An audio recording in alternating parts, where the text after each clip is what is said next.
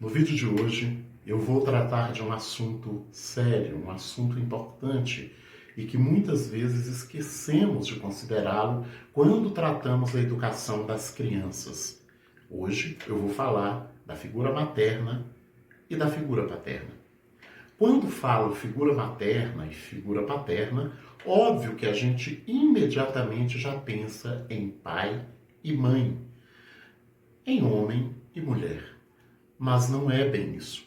A figura materna, sempre, culturalmente representada pela mãe, ela quer dizer daquela figura amorosa, aquela figura fraternal que alimenta, que aquece e que cuida da criança. A figura paterna já assume um outro papel. Eu estou falando daquela figura que dá limites, daquela figura que protege, mas daquela figura que impõe, certamente, as regras e as normas de convivência e, portanto, da sociedade. Muitos pais exercem devidamente a figura paterna. E aqueles lares em que a criança não tem esse pai, ou mesmo tendo esse pai, essa figura paterna, ela pode ser exercida pela mãe. O que é sadio, o que é saudável, é que a criança tenha, ao longo da sua vida, a presença dessas duas figuras. Mesmo que casais sejam separados, isso não é um problema para essa figura paterna existir. A figura paterna, ela limita, ela diz não. Ela, de certa forma, ela ajuda a criança a lidar também com a frustração. Sem lidar com a frustração adequadamente, é que se desenvolve uma pessoa doente, um adulto problemático. Na família, na escola, essa figura materna e paterna, elas são importantes.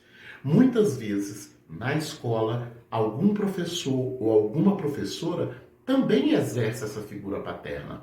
Quando ele diz não, quando ele limita, quando ele impõe algumas ordens e também, de certa forma, exige mais dessa criança no sentido do seu ajuste e do seu equilíbrio emocional e de não considerar a vida e toda a sua existência um conjunto de coisas sem ordem, sem horários e sem limites. Então, chegado esse problema que é, para muitos, a adolescência, a necessidade dessa figura materna e paterna se faz ainda mais necessário.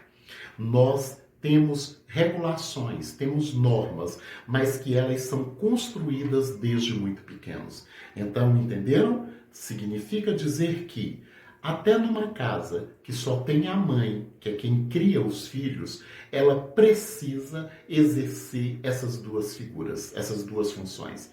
Ela é maternal quando acolhe, quando alimenta, quando mima, mas ela também pode ser figura paterna quando ela diz não, quando ela impõe limites e quando ela impõe regras.